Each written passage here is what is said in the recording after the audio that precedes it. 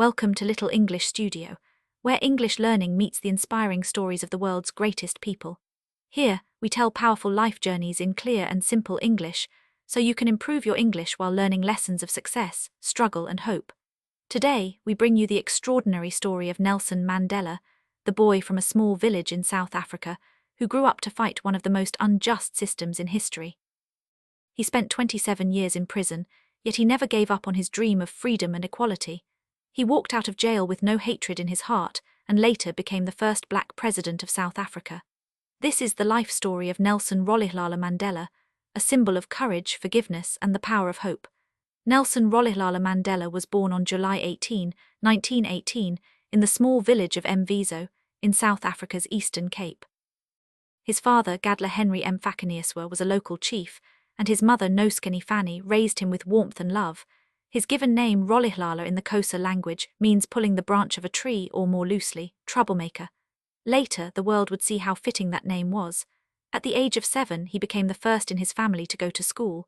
On his first day, his teacher gave him the English name, Nelson. This was a common practice under colonial education. Though he did not know it then, this name would one day be known around the world. Mandela grew up in the traditions of his Xhosa people. He listened to elders tell stories of warriors who resisted white colonizers. These stories planted in him a dream of freedom and dignity for his people. When Mandela was just 12 years old, his father died. He was sent to live with the regent of the Tembu people, Chief Jongintaba. There he was treated almost like a son. Mandela studied hard. He loved history and was fascinated by the stories of African kings and heroes. At the same time, he noticed the deep injustice around him. Black South Africans were forced to live under strict laws that denied them basic rights, while the white minority controlled the government, the land, and the wealth. In college, Mandela became more aware of politics. He studied law at the University of Fort Hare, one of the few universities for black students. Here he developed leadership skills and joined student protests, but when he joined a boycott against university policies, he was expelled. Later, he continued his law studies in Johannesburg. It was in the bustling city that Mandela would truly begin his political journey. In Johannesburg, Mandela saw the realities of racial segregation, known as apartheid. Apartheid was a system created by the white government to keep black people oppressed. They were forced to live in separate areas, carry passes to travel, and were denied political rights. Mandela worked as a law clerk while finishing his degree. He later opened the first black law firm in South Africa with his friend Oliver Tambo, where they provided legal help to poor black clients.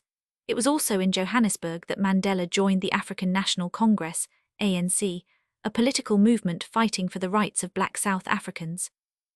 At first, the ANC focused on peaceful petitions and protests, but as the government became more brutal, Mandela realized stronger resistance was needed. In the 1940s and 1950s, Mandela rose as a young leader in the ANC. He helped form the ANC Youth League, which pushed for more direct action. Mandela believed in mass mobilization, organizing strikes, boycotts, and protests. He traveled across the country, inspiring people with his speeches. He once said, "I have cherished the ideal of a democratic and free society in which all persons live together in harmony and with equal opportunities." But the government responded with violence. Peaceful protests were met with bullets. In 1960, police opened fire on a crowd in Sharpeville, killing 69 unarmed people. This tragedy shook Mandela deeply. After Sharpeville, the government banned the ANC. Mandela went underground. He helped form an armed wing called Umkhonto we Sizwe, Spear of the Nation. Though he still believed in peace, Mandela felt that in the face of such brutality, armed resistance was sometimes necessary. In 1962, Mandela was arrested for leaving the country without permission and for inciting workers' strikes. Later, in the famous Rivonia trial of 1964, he and other leaders were charged with sabotage and conspiracy against the state. In court, Mandela gave a historic speech declaring he was ready to die for his cause.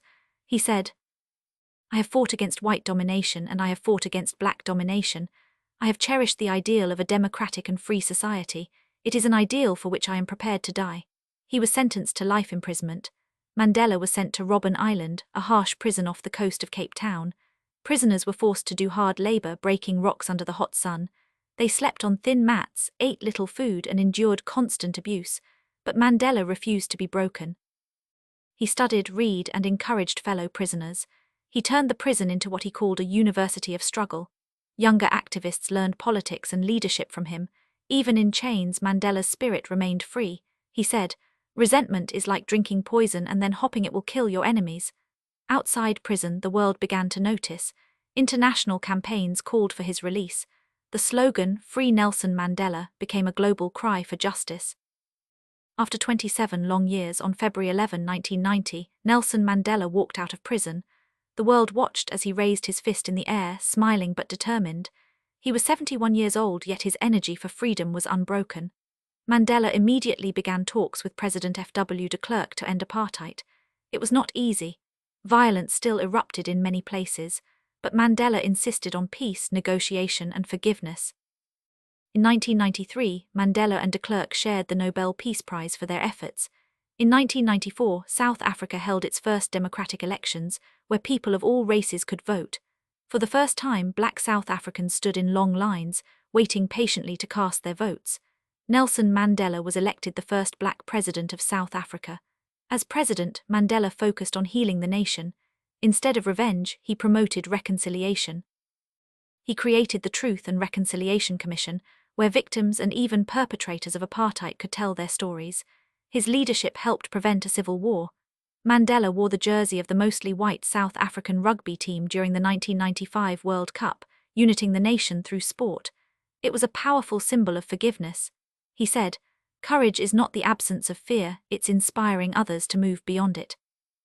Mandela stepped down after one term, showing that leadership is about service, not power. He continued to work for peace, HIV/AIDS awareness, and global justice. He became a beloved figure worldwide, often called Madiba, his clan name, as a sign of respect. Even in old age, he inspired young people. He reminded the world that freedom is never free, but must be protected with responsibility and compassion. On December 5, 2013, Nelson Mandela passed away at the age of 95. The world mourned the loss of one of humanity's greatest leaders. Leaders from all over the globe gathered in South Africa to honor him, but Mandela's spirit lives on. His life proved that even after decades of suffering, forgiveness is stronger than hate, and hope is stronger than fear.